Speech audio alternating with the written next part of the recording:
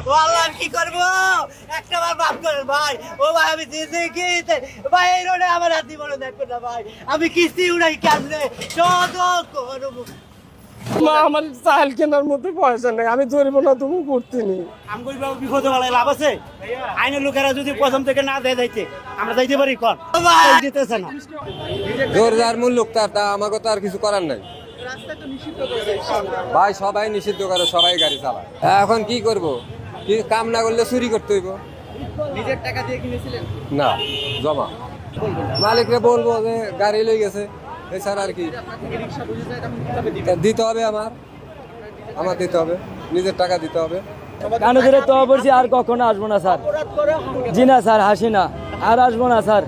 এই যে কানে ধরে উঠি বসি, আর আসবো না কখনো স্যার। এই যাত্রী তো নামিয়ে গেছে, ছাত্রী আর কিছু বলেন না স্যার। এখন আপনি যদি আমাকে যদি কোন যে আর আসবে না, আমরা আসবো না। আর যদি আপনারা যে শাস্তি দেন আমরা ওই শাস্তি মানবো স্যার। আমরা তো আর জানি না স্যার, আমি তো এক সপ্তাহ হয়েছি গাড়ি চালাইছি স্যার।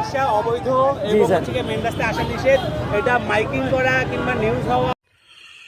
হ্যাঁ ভাই, বাংলাদেশের পরিস্থিতি বহুতই খারাপ ভাই। আপনারা দেখতে পাচ্ছেন উপরের ভিডিওটা, যারা গরিব মানুষ আছে না তাদেরকে ভ্যান গাড়িটাকে বেকু গাড়ি দিয়ে ভেঙে দিচ্ছে ভাই। বাংলাদেশের সরকার মনে হয় গরিব হয়ে গেছে, বিকেরি হয়ে গেছে।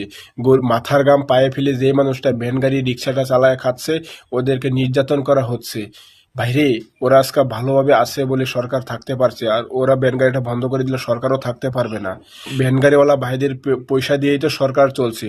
যদি ভ্যান গাড়িওয়ালা ভাইটা ভ্যান গাড়ি বন্ধ করে দেয়, সরকারের ইনকামও বন্ধ হয়ে যাবে। হ্যাঁ ভাই, ওই মেসেজটা সকল ভাইদেরকে আমি বলছি, বাংলাদেশে তোমরা পৌঁছে দাও ভাই, বাংলাদেশের সরকারের কাছে পৌঁছে দাও। আমি একটা ইন্ডিয়া থেকে বলছি।